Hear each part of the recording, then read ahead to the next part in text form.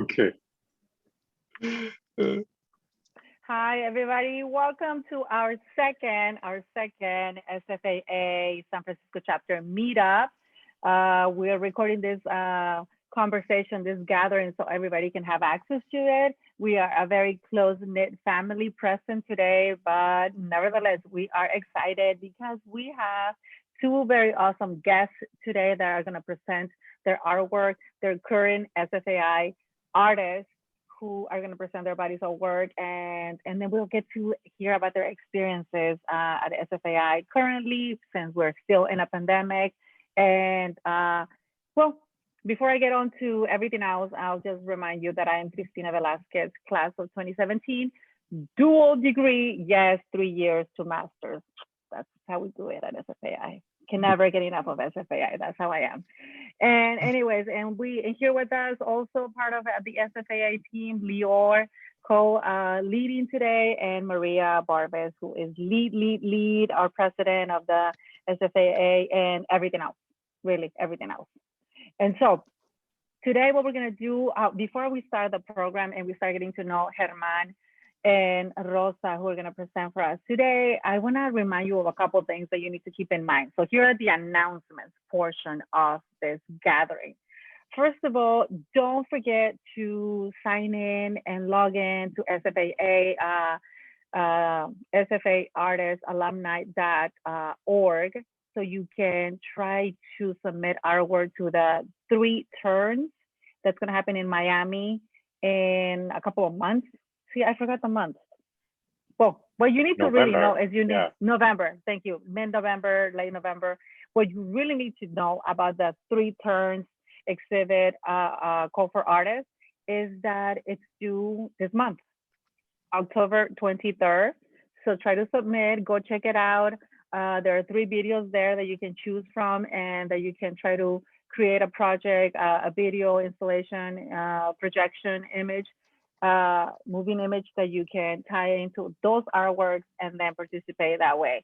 And of course, for the family who's here present, you can click into the chat, and later on we'll tell you, we'll share it with you on screen. Another thing, that while you are on our website, there's the Ask an Artist portion of our many interactions with the global community of SFAI family. So we're asking alumni and current students, obviously, if you want to answer a question that came to us from a student across the world, and they have questions like, how did you become an artist? When did you choose to be an artist? How do you make a living as an artist? And you get to answer that in however way you want to. Like, I answer a question about, do I listen to music when I work? And if I do, which kind of music? Go look for it. It's an entertaining video of me dancing. But then if you know me, you know I do dances for performances, so it's no big deal. So check us out, Ask an Artist, try to answer a question for the kiddos out there. Couple more things, 2 more things.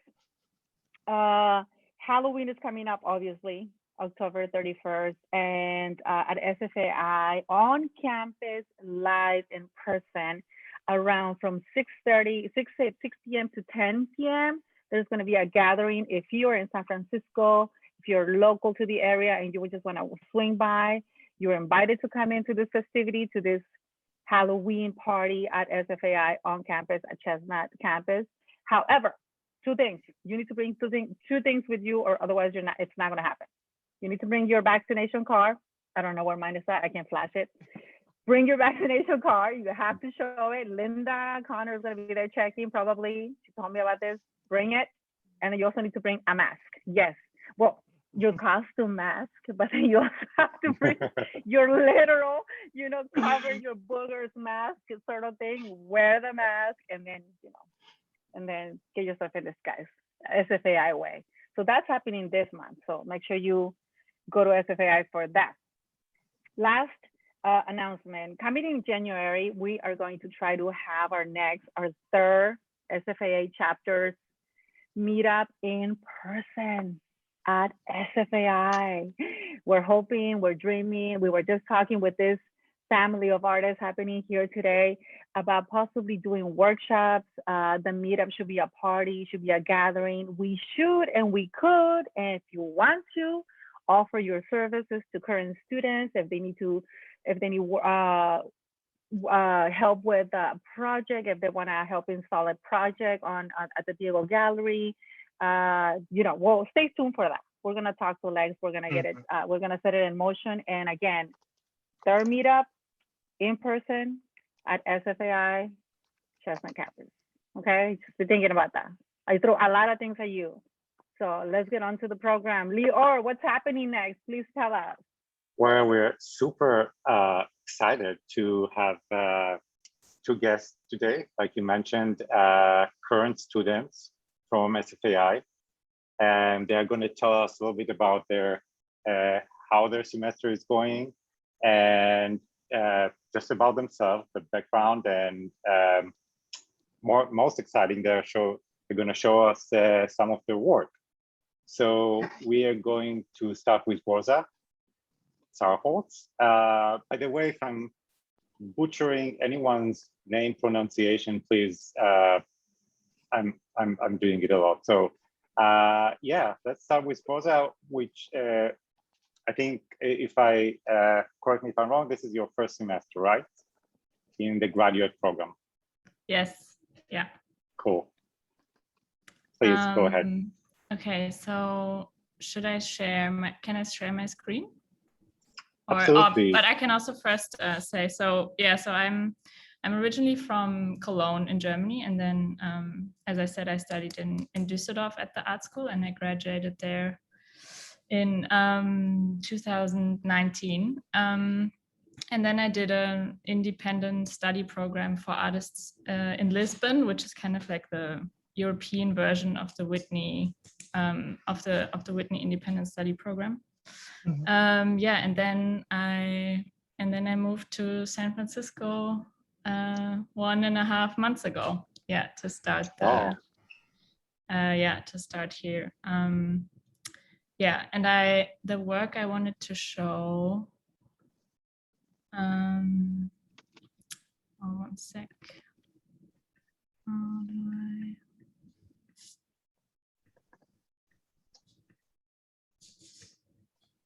Sorry. Yeah. Can you see this? Yeah. Okay. So I mainly work with text, mostly in large-scale installation. This was my graduation work in Düsseldorf in 2019. And it kind of came off like a writing process that went over 3 months. And I was interested in the format of lists, like what happens when we put words underneath each other, like the material of words, which can be something like a grocery list, but then also can be a poem. And it kind of like this writing process went through all these different stages. Some of them I painted on the wall, and then somehow it went through all these different formats, which was kind of like a process of condensation, like it also is in poetry. But yeah, and then I wanted it to that some of these fragments are modular, and that they move in space.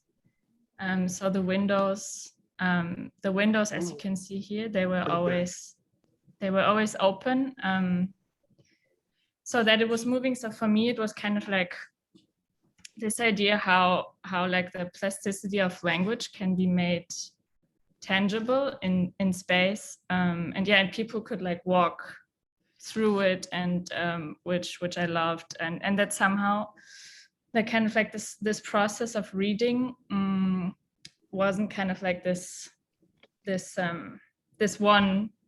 one possible narrative, but could be fluid and could be modular. And after that, sorry. I did this work this was in a museum in Düsseldorf, which is where like this apse that you see here, this half circle, it's connected to a lake. So this here, it's the sea level. And I was thinking about these three words, Allah, Aleph, and Atman. And the ala comes from Italian, and it means wing actually. So kind of like the architectural wing of a building. And Aleph is of course from Hebrew. And also how I came to it was through this short story from Borges. And Atman is actually from Indian, so it's Sanskrit, and means the breath. And for me, somehow these three words symbolize like these three different functions of language, and then of course combine these different origins of language, and then came together with this half circle structure. And what I loved about it was that this is a closer, so it's foil in these windows, and here you can see the scale. And this is a very bad, I apologize for the quality, but this is, so you can see, so at night when it got dark, in the letters were projected through the light from inside. They were mirrored on the water, which I really loved. And this was another work I did when I was still in Düsseldorf. This was in the hallway, and I was thinking a lot about what gives a place its name, and I wanted to use like this more public, the hallway, to think about signage and how kind of like this process of reading correlates together with the process of moving through a space. And so I came up with this name of a fictional place, Penebula Aramanis, because I looked a lot at names from places in science fiction or in outer space. And so it was basically, so you could only read the full name of that fictional place when you walk through the whole corridor. And then this was an even earlier one that was also that was at Kunsthalle Düsseldorf, and it's this 52 hertz whale. It's this phenomenon of this whale who I think is a hybrid between a blue whale and a sperm whale, and so for some reason has like this different frequency than the other whales. So it's kind of like this outsider of language. So for me, it's always really interesting because of course I work so much with language. Somehow, what are the borders of that? And somehow this phenomenon of this like single whale, right, who somehow can't be part of, because he sings on a different frequency. And then the names of the typeface, the colors are of that spectrum, of that frequency of the sonogram. And then in the pandemic, it was kind of hard because as you can see before, it was always like very large scale. And then of course in the pandemic, I didn't really have access to these larger spaces. So I did some more smaller works like at home in this more domestic context. So this is the clotted cream on the ceiling and the grapefruit whiskey orange juice dream. And this was a work I did for my friend Isa in Lisbon, which came out of this discussion we had about like how metaphors work in dreams, because I had this really weird dream where Robert De Niro was driving the car that I was in, but then I remembered him as Danny DeVito, so it came as a Danny De Niro, so it formed like this weird metaphor. And she had this dream where a fig tree was like an obstacle she had to overcome. And so and that's my friend Isa there, and it was also nice to work more in like this, in like a different scale, a bit more intimate. so that also kind of the content I felt like could also be a bit more intimate, like dreams. And what I'm working on right now is I lived across this building in Lisbon, and I fell in love with this facade structure. And now I wanna make that as a ceiling piece. So I'm working actually a lot now with a laser cutter, because I also like this disrupted grid structure that I had before in the large curtain. And yeah, so that's what I'm doing a lot right now. Like I'm doing a lot of these tests.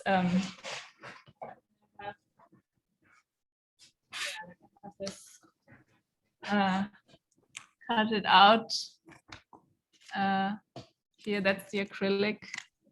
Yeah. Yeah, and I'm working on that. And I actually want to make this work for the cafeteria, which is kind of like very in progress. Maybe that's also not too much to share, but I don't know. How is it? That's you that day. I saw you, I believe, because I went to the campus. I saw someone is working in the cafe. I guess that's you. Yeah. Yeah. Yeah. So that's. Oh, sorry. Yeah. So I don't know how we're doing with time. So I didn't really check. Wow. So that's what I'm working on right now. And yeah. You're doing great. Keep going. This is fascinating. Yeah. Okay. Yeah. Because I like the work that I showed before, right, on the lamps with the name of the fictional place. I somehow, when I arrived here, I was still I still wanted to think about that, and I kept thinking about names of colors that have where their name comes from a place. So that's sienna, magenta, indigo, sinopia, tangerine, xanadu, amarillo. Actually amarillo, it's the other way around, where the color gave the name. Where the color gave the place the name. And there was this ship. Of course, you see all these cargo ships passing through, and this evergreen. Somehow I fell in love with this typeface. So yeah, of course, typeface is always a very important part. Of this shipping company. So I want to use that typeface, and kind of wanted to put them there in the windows. That is somehow, and thinking about place and color and trade also, because of course the bay, that's so important for that area and for the place here also. That's great. And that's where I'm at. Thank you for listening. Thank you. Thank you. This is amazing. That's fascinating. Yeah. It's fascinating. Really amazing. So Rosa, I have a question right away. What material are you using for those letters, like the ones on the window? So that's vinyl cut. That's I think actually the ones on the lamps, I think I actually cut myself because I was like too late or something, but normally of course I get them. We didn't have a vinyl cutter unfortunately at the art school, but normally I get them like at like a graphic design, no, how do you call it,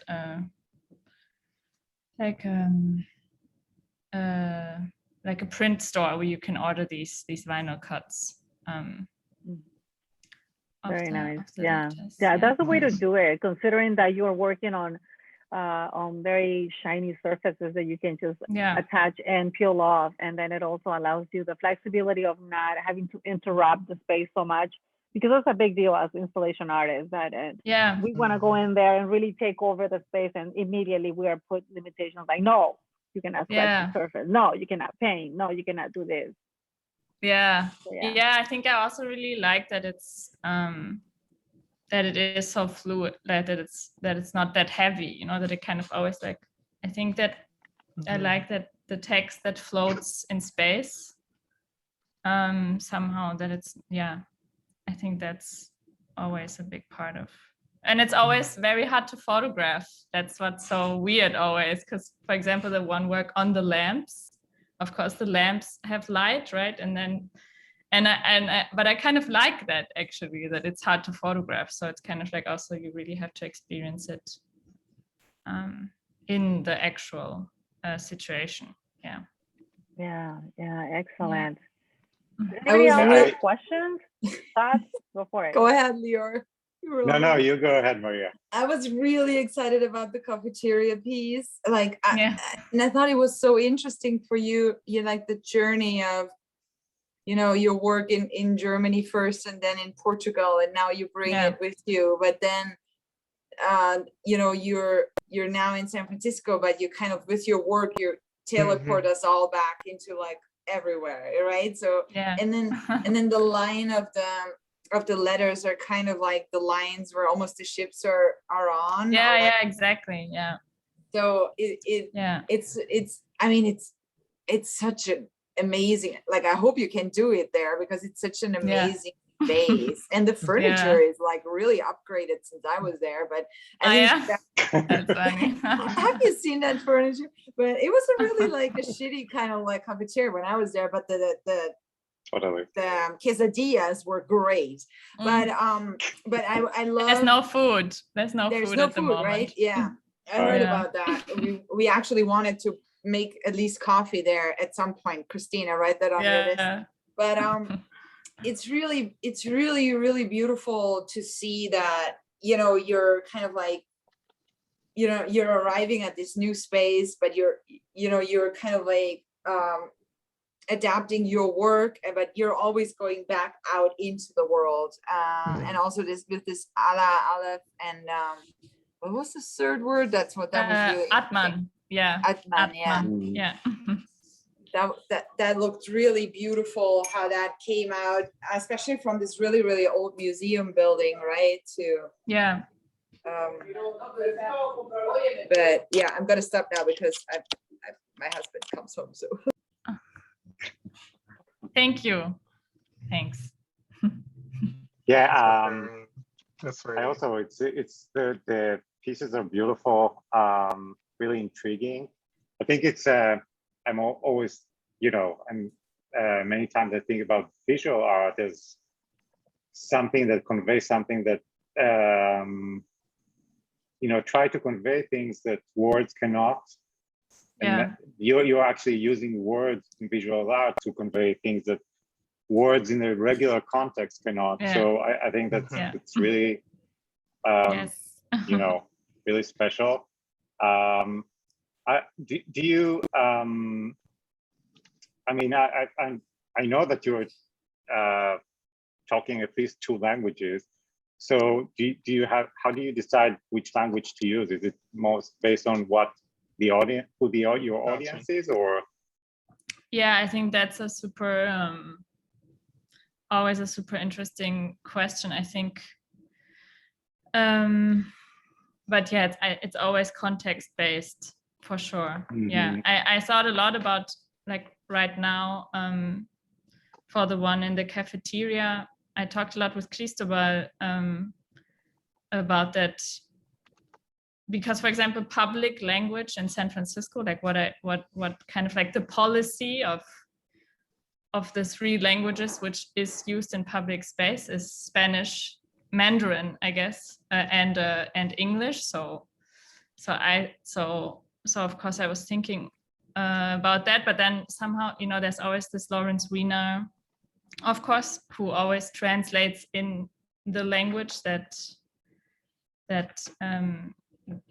of the place where he's in, but sometimes I also feel like that can be very I don't want it to be so didactic in a sense, but it's always kind of like a very difficult thing to negotiate somehow between like legibility and it not being didactic. I think that's always very that's always super that's always a challenge somehow. Wonderful.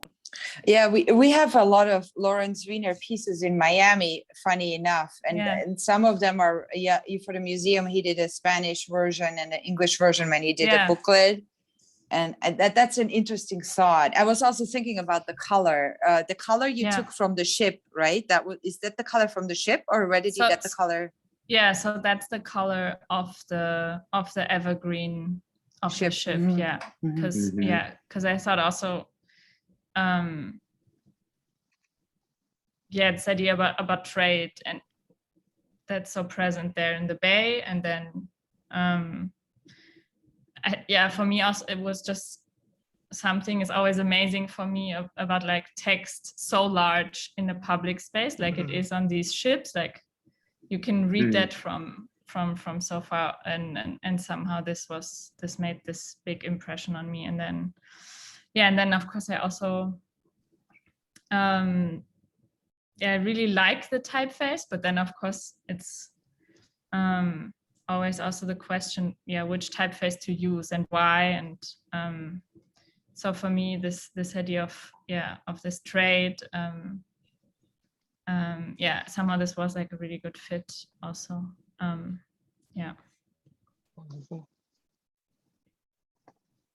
But I work a lot with friends. With friends that are typographers. Because of course I'm not a typographer, but all this knowledge from there can be super helpful. Yeah. I'm also wondering about the words. The words and that describe the colors and places. And I'm wondering, did you consider using the color in the text, or would that be like, I'm pushing it a little too much? I tried that, and it's still in progress. Maybe I will. I talked with some people about this. I think Maria Elena, she said I should, if the words are really important, or if it should just be foil in the windows, in these colors.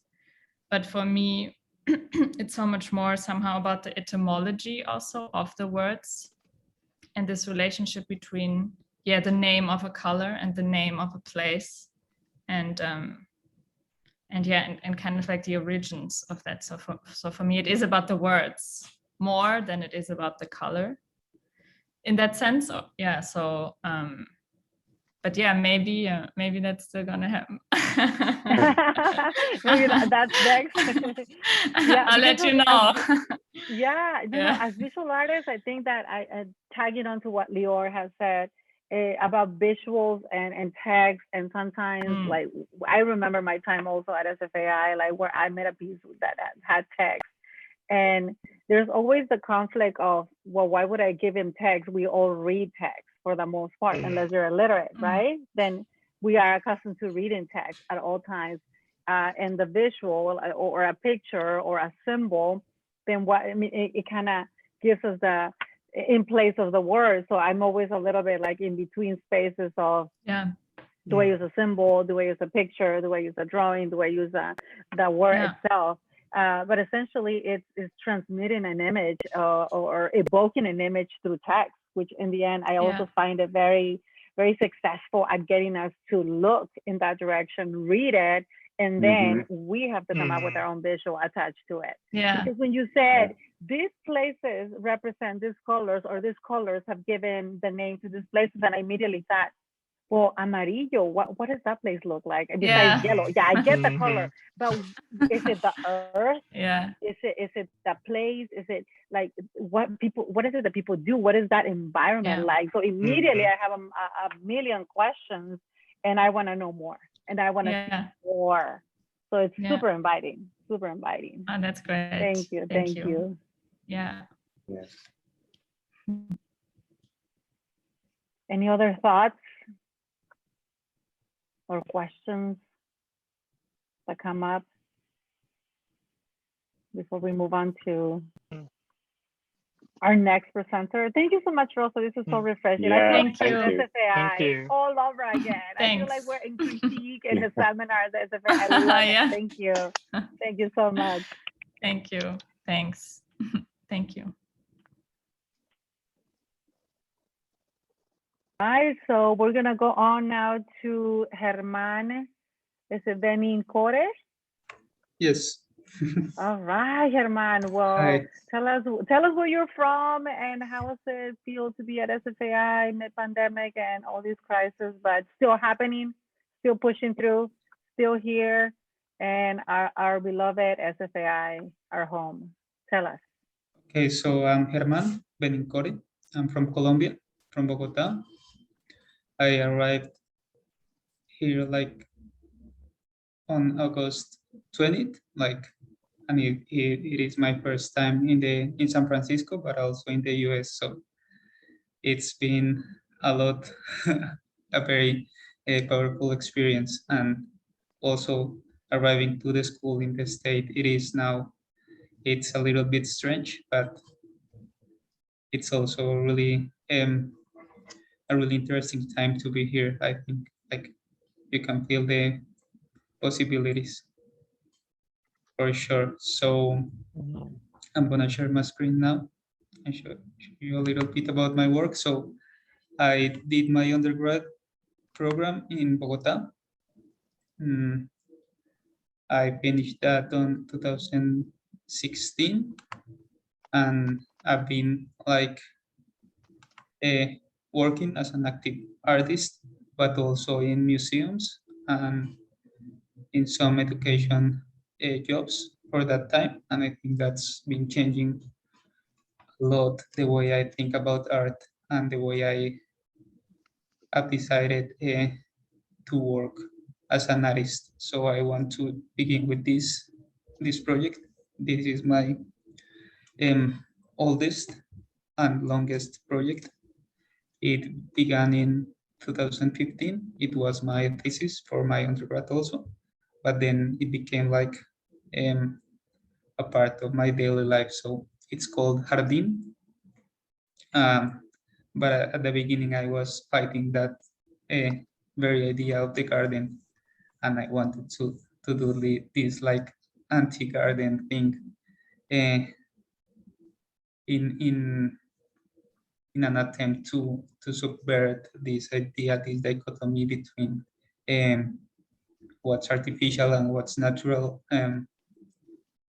like understanding this concept of nature as the very problem that separates like human and non-human, and which I believe it's a very important issue for us right now. So basically these devices were little terrariums, like little glass boxes, which allowed a certain amount of humidity, and they had just a layer of soil and then some shards of asphalt and cement and man-made materials like that you can find really easily in cities like Bogota, where you just walk around and you will find a run down a road or I don't know how. So the idea was that I was just giving the conditions, and then I was going to watch the process, and like in this attempt of non interfering with the process. So I did like several like models.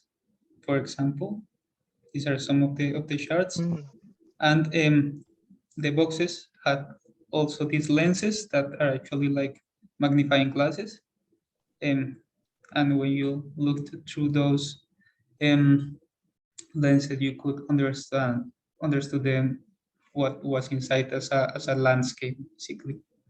So then these man-made materials were no more like separated from the idea of nature, but were like the starting point of an ecosystem, and that was like the thesis. And it actually happened because this, as you can see in the photographs, lasted really little, and then these containers started to fill with plants until the point you cannot see from outside anymore.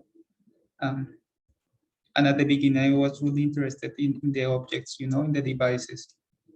But I was really unhappy in the way people interacted with these devices as they were sculptures, because I wasn't interested in the object, but in the process that was happening inside. And I had all these comments about how obvious this was. Like, okay, we know that happens everywhere. So I think I'm very interested in what we think it's obvious, because once that happens, we are not like seeing anymore, So like the obvious is completely unseen in some cases. So like giving pointing that out again was like one of the things I wanted to do in this project. But it changed over time. So I started like collecting these devices in my space. Sorry for all these changing of images. And I started like building this over, and I also needed to take care of each one of these devices, and so this also became like my garden, So I started getting interested in this idea. I was like fighting in the beginning, and then I found it as really interesting at this kind of art practice that's also outside of art, like gardening can be this really sophisticated thing, but also it's what, I don't know, everybody does on their houses. And also it's like a symptom of the way we think in this relation between humanity and nature in every moment of history. So I began to think what this garden was saying, like in this specific moment of history. So these layers of contents about these landscapes that are made from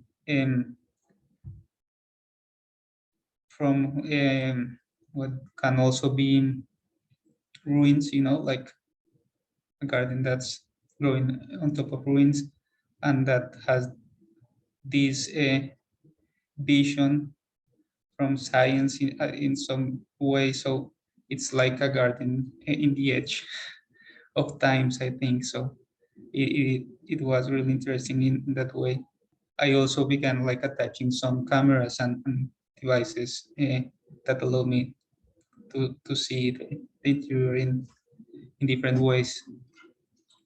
So I'm showing you all these different pictures because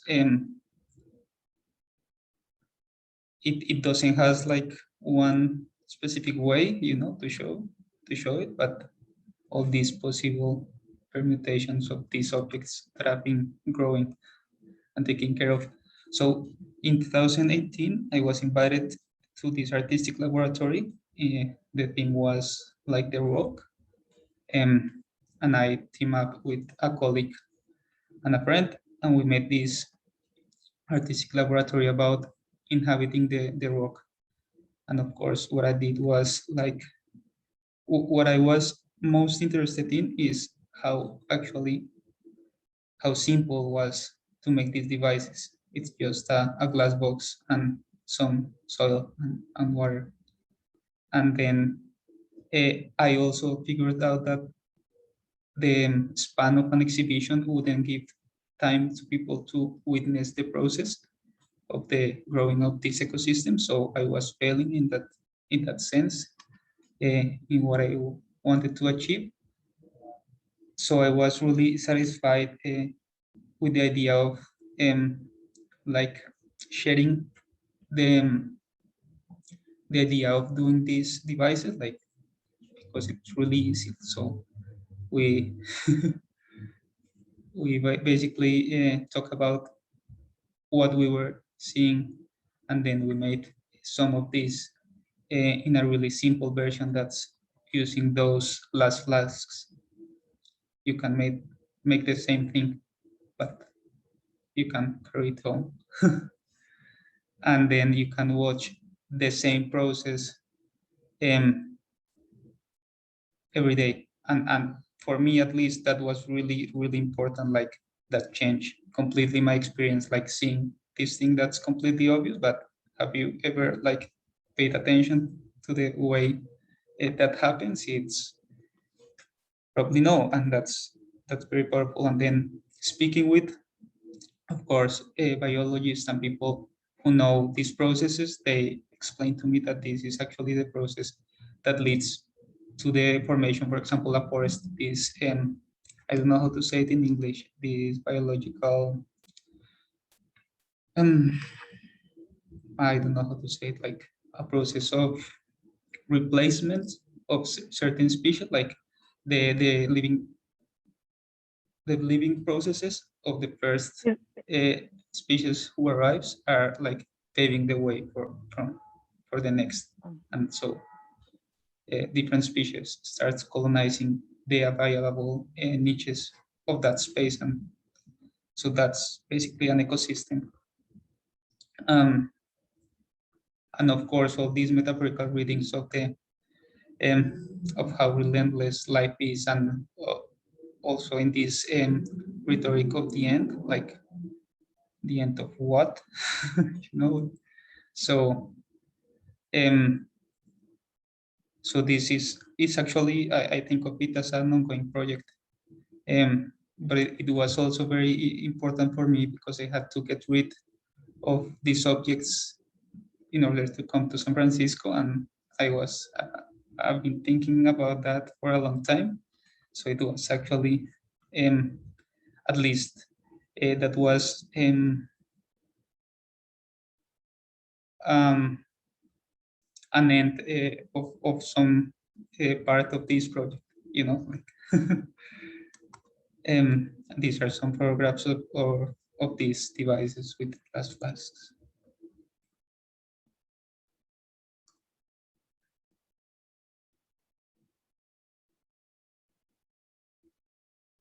And I did some fanzines that teach you how to do these devices and why it's interesting to make.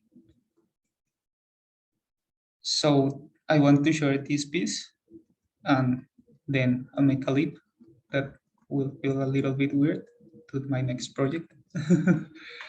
But I'm gonna try to connect it. So I think for me, making art is like this dialogue I have with my conditions of life and how I try to digest that. Always thinking in a question that could be get down to how to live, how can I live to mediate between all these paradoxical conditions I find.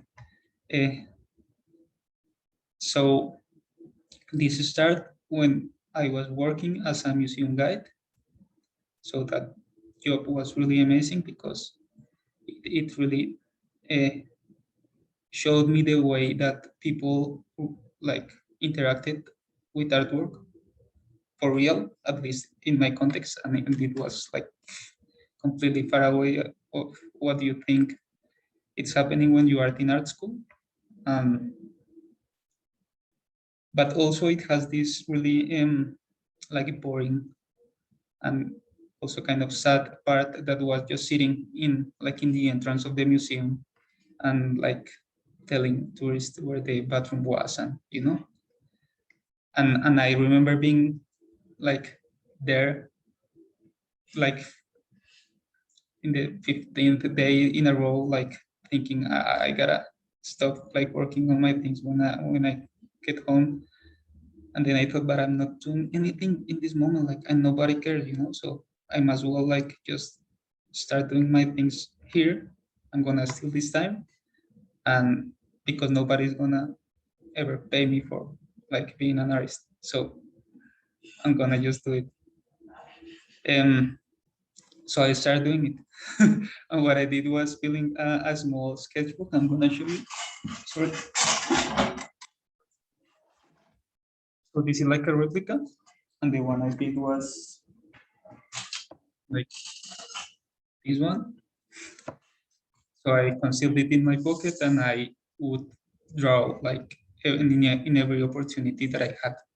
So I was trying not to get kicked out from the job, but I was also trying to be a very bad worker, like very unproductive.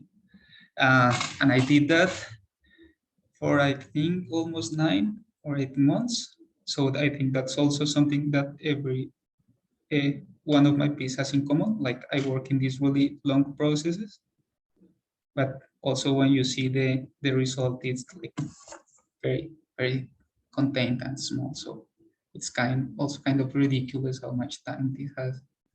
And I like that actually, because I'm also interested in the reach you have in the world as a regular person. It's not that much, you know. But I think I like to think of that as a place to start. I don't know, like something that's actually powerful. So after I completed the sketchbook, I dissected it, and I made this installation which contained the 152 drawings, a video of myself drawing in my workplace that was played in this little screen, and this object that was a clock, but also a drawing of one of these string games in which you do a lot of things, but at the end you don't get anything. You get to the starting point. So that was kind of the idea.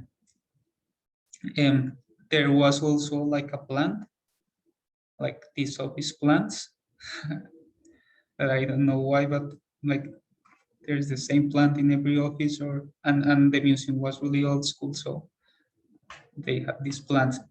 But also I don't have like a complete register of this piece, because some failed process with the exhibition. I showed this with a grant in a public space in Bogota, but the place was kind of dying, and you know, so I think that's part of the work also. Because I think something very important is to think about the condition of the artist as a contemporary worker, you know, like that was part of this, that was very important. Like I am a professional artist, so this that I do is my work, and what I do for a living, what's that? Or am I doing this in my spare time? So you know, like so also like the fact that I don't have the complete register of the work, because the institution that was hosting the exhibition failed to do the bare minimum, that was like taking the photos the right way.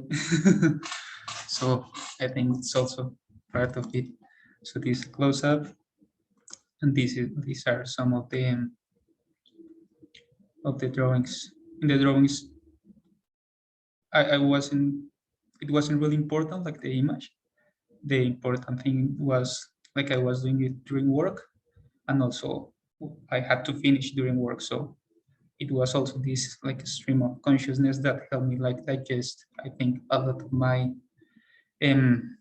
reference that are basically science books and TV and diagrams and things like that. Like, and with that, I started this project I have now with 2 colleagues in Colombia, a publishing project that's called Tormenta Ediciones. And this was our first book. So this is like a replica of all the drawings.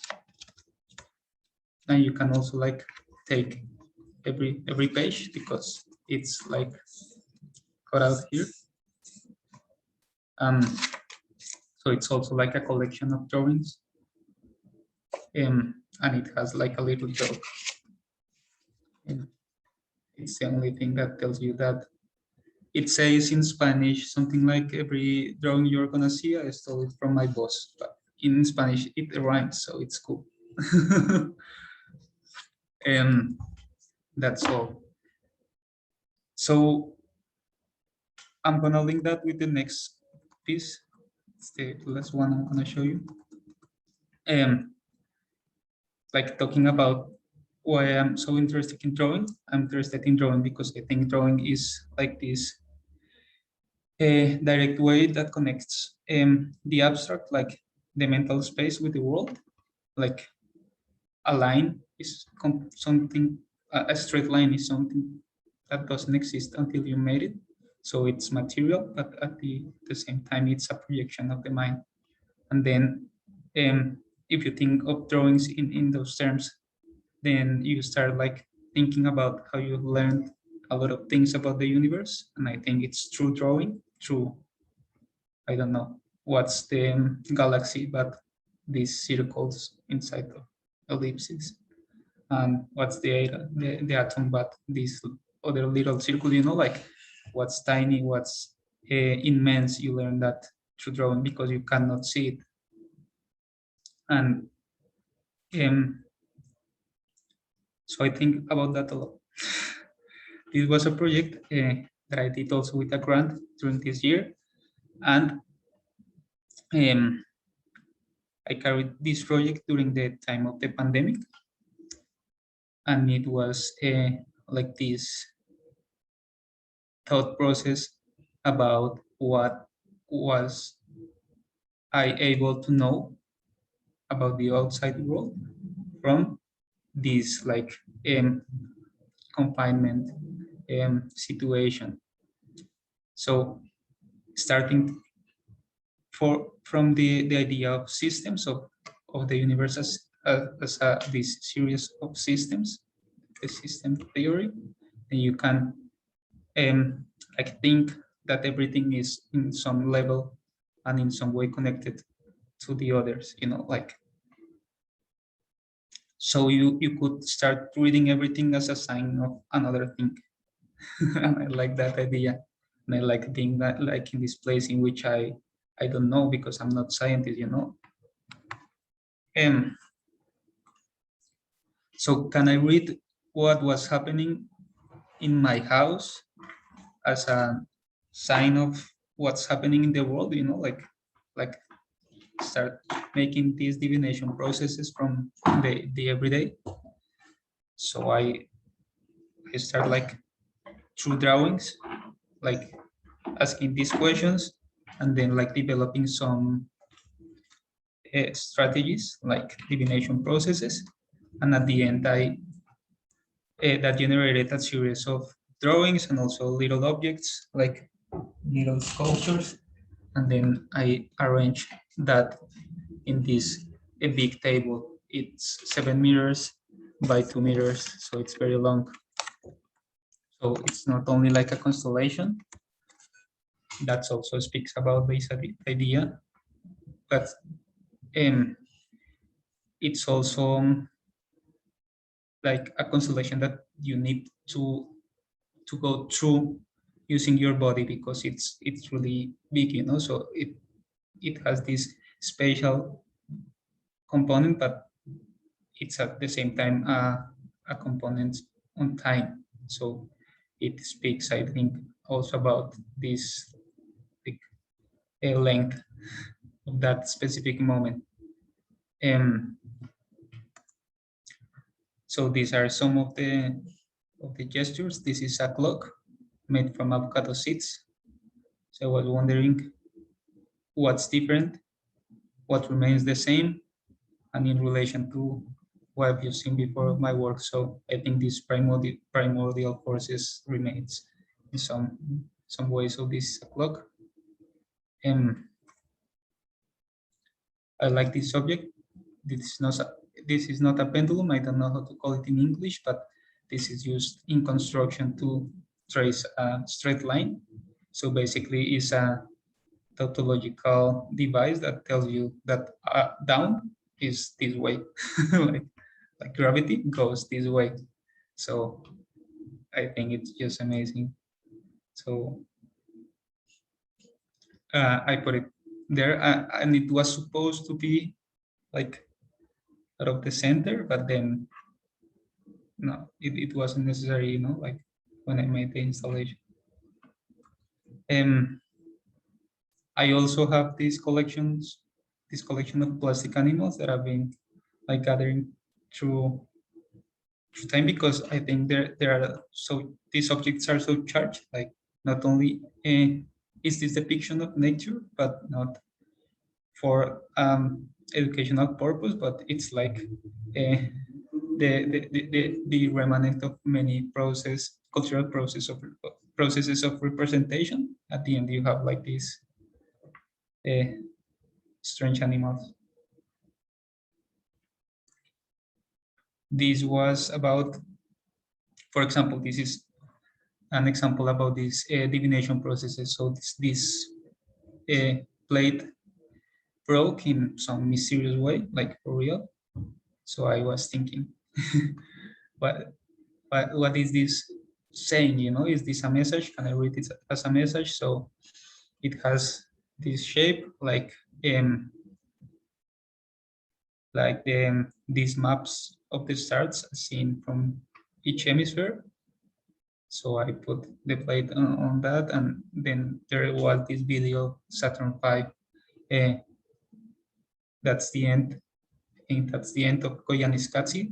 You know this movie, this very famous movie Koyaanisqatsi ends with this, with Saturn V, the rocket, like exploding. So I did like a loop in which and I like the footage because if you see it like backwards, you will notice that it's exploding. You don't know what's happening because it looks like it's falling and going up at the same time. So it was exploding and reconstructing in a loop. That was the video that was just in front of the plate. And so this is, so as part of my collection, I have these like freaks that sometimes you can find when you are shopping for these toys, like these different ones from factory. So I start like collecting those, and also like relating it to this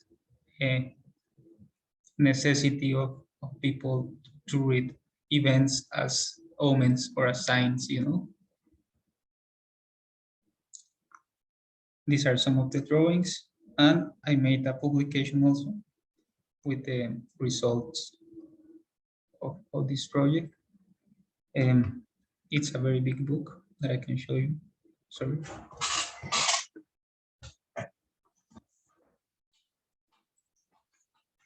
So this one, and I don't know, it has like, well, you can see it. So that's other like aspect of what I'm doing, of what I've been doing, and it's like having, I want my projects to have this double life, not only as an exhibition but as books, because then that content can circulate in a different way and a more, maybe more democratic way, you know, or at least I think the span of attention you can give to a book is at least longer than the one you can give to a piece in an exhibition, because at the end you're never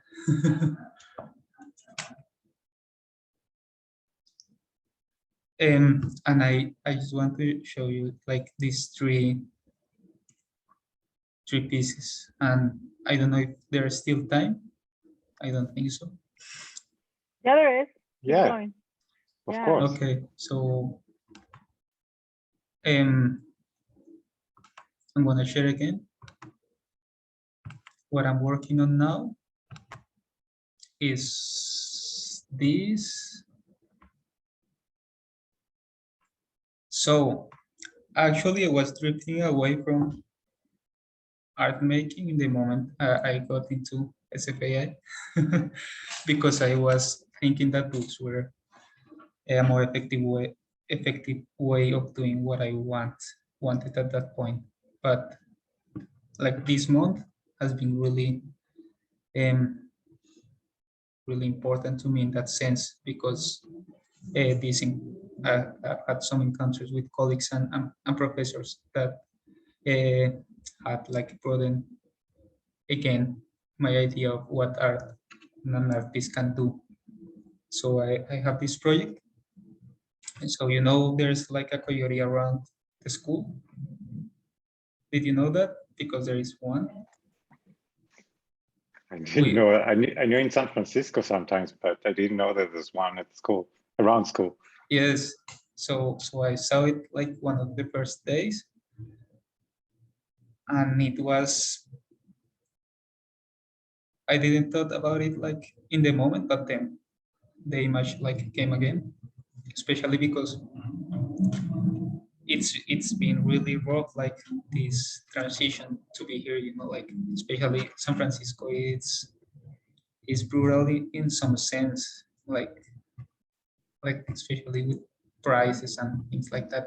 So in some way, the displacement I felt in this image of the coyote, like it felt like displaced, and so that connected with me in this moment, and I started to think about the coyote as a metaphor.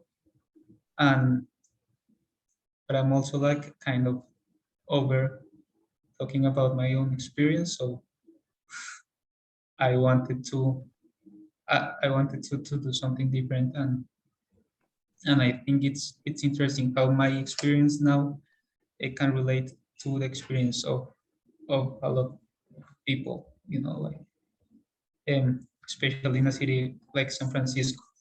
So what I'm doing basically is this is the drawing for a sculpture I'm making. It's gonna be a coyote made of paper mache. I want it to look like really like didactical, like a school project.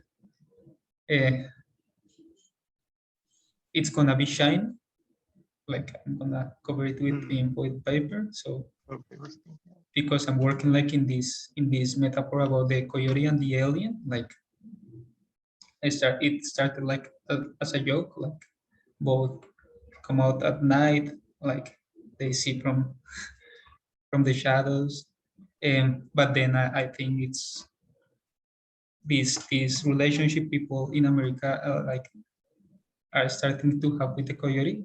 It's very interesting because it's like this forced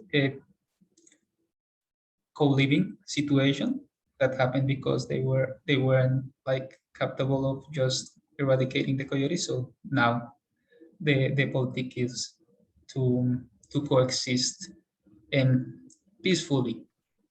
But in that sense, there are like a lot of things that people are taught for tolerating the coyotes. So the coyotes are fine, but if they start like walking in broad daylight, that's not okay, if they start like coming to your backyard, that's not okay. So coyotes are like welcome to a certain extent. So they must behave in a very particular way. And I think that's also true for some human groups that came to this country. And so that link was very interesting. And the last part was this like poetical way of calling the coyotes. Some people call the coyotes the song dogs, like because of the howl, the sound they make. So I think that was powerful. Like it's an animal that's very smart, like has outsmarted people. So they cannot punish them, but also they can like talk in some way, So I want this sculpture, it's gonna have these wheels, like skateboard wheels. I would like it to have skateboard wheels. And a recording device. And then I want to stroll it through the city to gather like all this information, because I want to do this specific work for this context, but I'm an alien, you know, so I don't know. I don't have that information, so I want to learn. And so this piece is a listening device at first. And then I want to invert it. I want to make like a group of sculptures, like these coyotes, and I want them to be an output for that sound once I've collected enough and I have like edit that sound in a way that it's meaningful. I don't know. And then because the nature of these pieces is to move, and it would be interesting to see what can be activated, which places can be activated with this sound and this presence. And of course, the first one I'm thinking of is the school, because the school is like very eerie, as Rosa said, like it needs some spark right now. So that's what I'm working on. Thank you. Thank you, Germán. That's amazing. Wow. That's so sweet. Yeah, that's amazing. Yeah. That was like this vision that came to me right away. Joseph Beuys, who is a German Right. artist, with the ambulance to this room with the coyote, and then he was in the room with the coyote for a week. So that was like really interesting that, you know, that there is a coyote at SFAI too. And he has, I think Joseph Beuys also picked the coyote because for him it had also a connection with the indigenous, like the First Nations or indigenous people here in the United States. And I really connected with the coyote piece like right away, and the way that you put it on wheels, it's kind of like so California too. And it's also a spy, right, with the tinfoil. It's kind of like just like I really love it. And I just also like remember like, you know, these first couple of years in the United States as an alien and going through this process, and how I felt like so out of place, and so also like I didn't know how I was supposed to behave. And then yeah, the environment, like you mentioned, right, this like, wow, everything is so expensive, right? It's like and there was another connection that I made, and I mean, there's so much to talk about, but there was another connection that I made, and I'm glad you brought up this memory again of I was always also a museum worker, and I can really connect to you know, wanting to take something from the boss. And there was a Doris Salcedo exhibition that we had, and Doris Salcedo had tables, and she put soil in between the tables, and the tables had holes, and there was grass growing through the holes.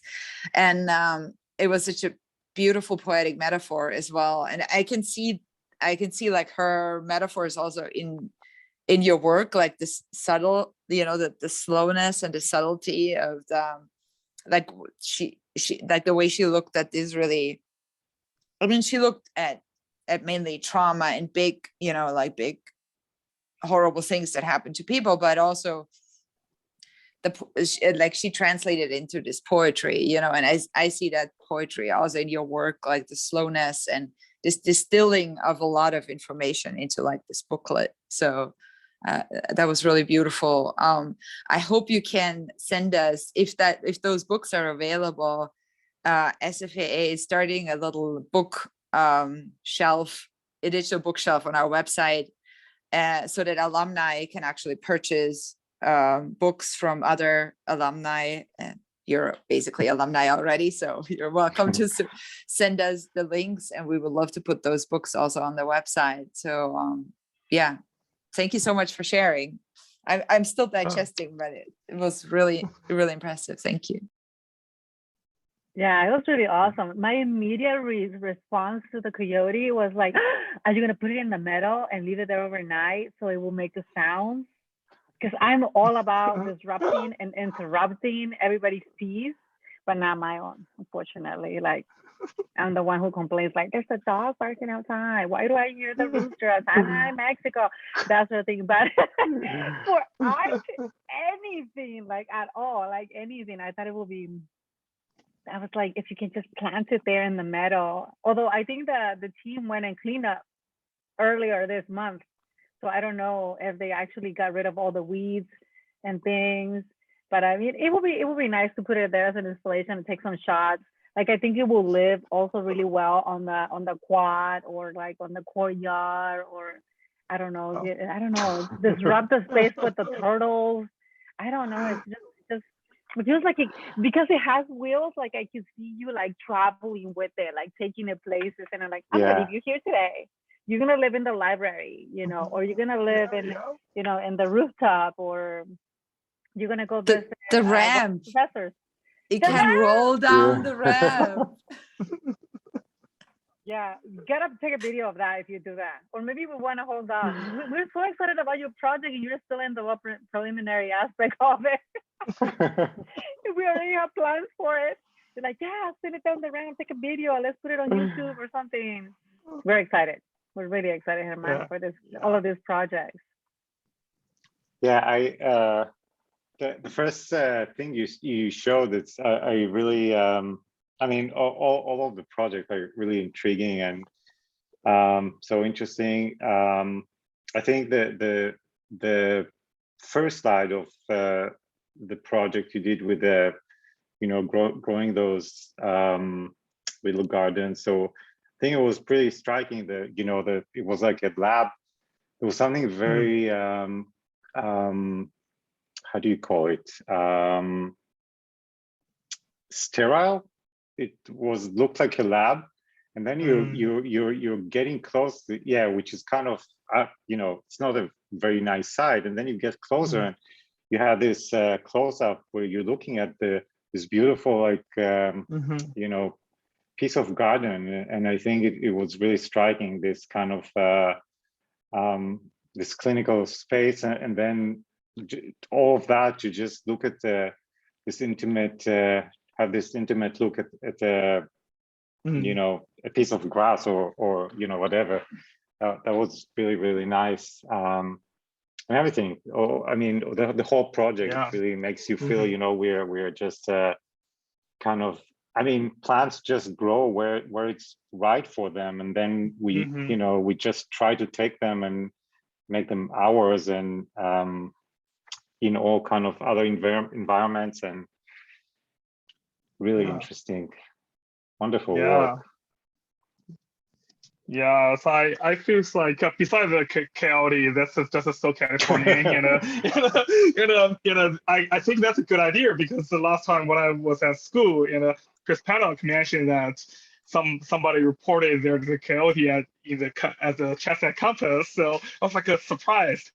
But like both of your work really, it took me a while to like kind of like absorb the information you both of you shared with me, and I think the best part I'm feeling right now is you both of you created like a whole scale of the art pieces. I feel like I'm welcome to like walk really close to your artwork, but the best thing is when I get very close to see the details, I got a totally different feeling. Like seeing the big picture and seeing the details, I feel like I saw totally different art pieces.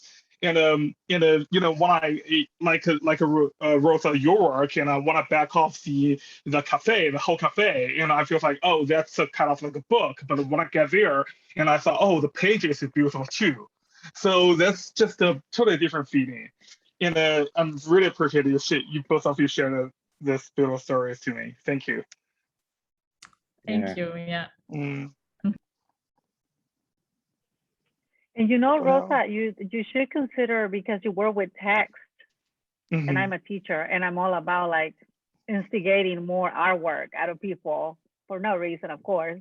like because you work with text, like you could document some of these artworks and turn them into books, and then you can participate in this bookshelf thing that we got going on at SFAA, and then that way you can also send your artwork out there as a booklet, as a book, as a zine out there. Because I'm actually considering that too. I think it would be nice for us to expand, right? Expand. You can make a photo book also. Like there's so many ways to really amplify our own things, the ephemera that we work with and that we want to put out there in the world. So consider that also. I mean, for everybody here and beyond.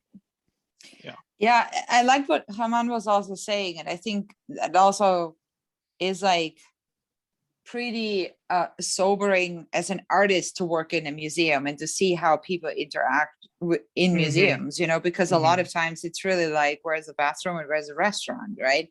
And then you walk around 5 minutes and then, oh, that was it, or like, you know, it's kind of like this, or where's the Picasso? We had a Picasso for a quick second, but and books really offer kind of like this more, you're at home, you know, you're in your private space, you feel more comfortable, you can go like really deeper. I guess that's why I buy too many catalogs, but yeah, but I thought that was an interesting thought, you know, how that changes your interaction with art when you're kind of like in this intimate book space. But yeah, I think the interactive is the most important thing about artwork, because I'm a photo-based artist, and you know, we don't have too many ways to present our work, either frame the work or just because it's a 2D thing, it's not 3D, and we are like a pain in the ass to figure out a very special way to present our work.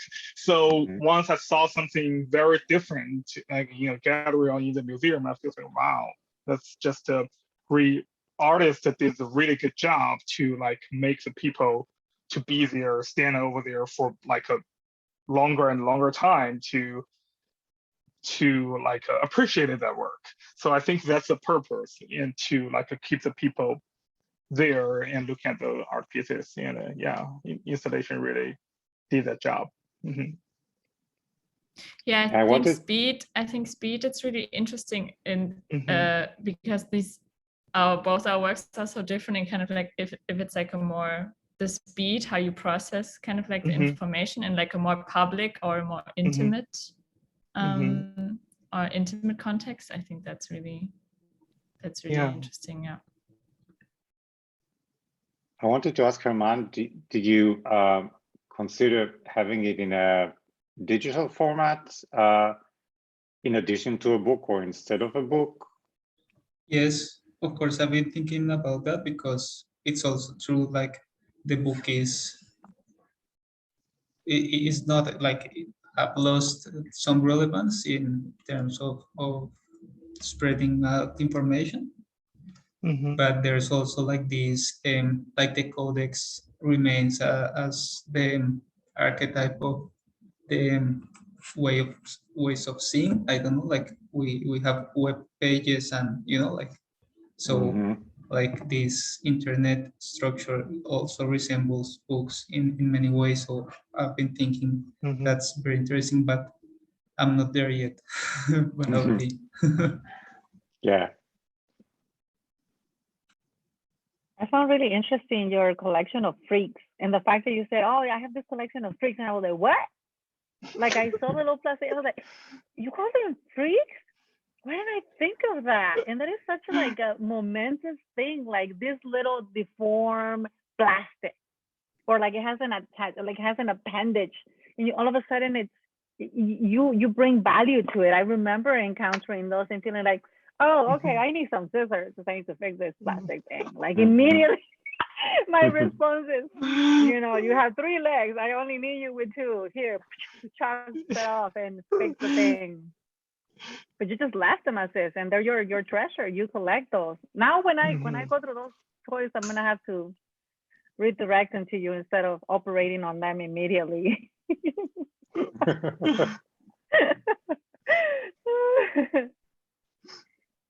Any more thoughts? Any more questions? This is so beautiful. This is so generative. I I feel so blessed and grateful that you shared your work with us, and also like just all the stories about so SFAI. It was like really incredible. And after this week of you having midterms and everything, so thank you so much. Yeah, it was really thank you. Yeah. Thank you. We really appreciate it. Yeah, we really appreciate it. Absolutely. Thank you so much. Thank you. It was great, really great feedback. Sometimes it's so nice that other people can say, like, if other people give me feedback, I had this today, that they can say so much better, I feel like, what my work is than I actually can. And that was really nice. Yeah. I have to go to school to see both of your work in person. That should be so different. That should be so different. Yeah. That's for sure. And I hope we can hang out in person soon. Yeah. I go to campus at least once a month because we got lectures over there, so at least once a month. So I guess I will be there for the Halloween meetup. I will be there. Yeah. Cool. Right. I love that. Oh, actually, we should add a lecture to our program. I'm all big on lectures, as you can tell. Tony on me for like dragging the grads into the lectures. I was faithful. I should have gotten a medal for that, because I was actually my first year. I was doing a residency in Palo Alto, and I would finish my shift. I was being in person in Palo Alto, and I would drive to San Francisco full speed in traffic, to get to the lecture. And sometimes even my family will come to me and they'll be like, Cristina, it's okay. And I'm like, I have to be there at 4. I guess that is part of what we do at SFAI. I have to be there at 4. I will run in there and I was like, and I'm here ready. And sometimes, honestly, the lecture wasn't that amazing, but the fact that we were all there as a big community and listening to a professor. Yeah, looking at visuals. I will be doodling my own thing. I will be like snacking on mint M&Ms and like, just like being there was like precious. It's always been, and I've loved every moment of it. So we'll circle back the gang over to SFAI campus at Chestnut, because they've been asking, they've wanted to, so we will. For sure. We'll figure out a way. We're still working on it. We're definitely gonna start working on it. Because we have a couple months and we want to make sure we promote it, and then we're able to make a big deal. A big deal out of it. And hopefully, no pressure, of course, Germán, but if the coyote is ready by then, we want pictures. Halloween. Halloween. Halloween is really close. And if you come to Miami, let me know. I'm in Miami, so I'm not quite right there, but those guys are in the Bay Area. So one more thing that we wanted to do before we close off this gathering is we wanted to think, because it's Halloween season, spooky monsters and witches and things. We were wondering if any of you had any like supernatural, or what is it called, like spooky, weird encounter or something at Chestnut campus, because they are endless ghost stories and the like. I kind of believe in all of that, but I don't think I'm predisposed for any of that, because literally, if there's a sound outside, I'm like, okay, where's the flashlight? I'm gonna go investigate. So, it might be a deer and I spook the deer and the deer spooks me and we scream and he runs and that was the end of that. But I'm not really predisposed to like, I think I saw something. I think I heard something, because I immediately want to like know what it is. So, but did any of you had any encounters or did you guys saw anything, felt anything? There's definitely this very weird, like in the cafeteria, right? It has these 2 doors, and sometimes the one door just moves, and we don't know it. And it could be the wind, it could be, but I'm not so sure. This can't be the wind. It cannot. It has to be something else. It's not that windy in San Francisco. It's foggy. And the fog has a name. So we have one possible weird situation. I mean, there's many. I remember hearing stories from our colleagues and well, I'll share one. It's not my story, but I remember very little of it. That Santiago, and I forget his name. I think he's still in the Bay Area. Santiago graduated like a year maybe before I did. And he created an installation, kind of like the installation of Marina Abramovic, where she stayed in the museum. So he stayed at the Diego. He created a platform on the wall, on the wall that has the rose, a window, and he stayed up there. So we would go in there and be like, hey, you know, during the day, whatever. And then he was supposed to stay there for like 3 days in a row, 3 days and nights. And I think by the second day or night, we went in there and he's like, hey, he's supposed to be there. Why isn't he there? Like, he went to the bathroom, or what's going on? He said he was going to be there forever. And they're like, oh no, I think he felt something at night in the Diego. He heard something or felt something. And I'm like, let's ask the security people to let us see the cameras, because there are cameras in there. Can we see those? And they're like, they're gonna let you see them. So I wish he was here to share the story, but that's what I remember hearing, that he felt something in the Diego. And I was like, but what was it? I mean, it can't be Diego Rivera, I don't think. I immediately wanted to investigate. Rosa is like, it could have been him. Would be. I mean, who knows? Who knows? Who knows? We No, will never know.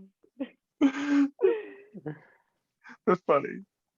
It is.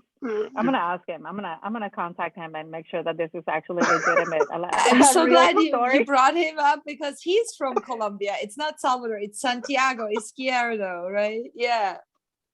You have to look him up, Germán. Yeah. Yeah.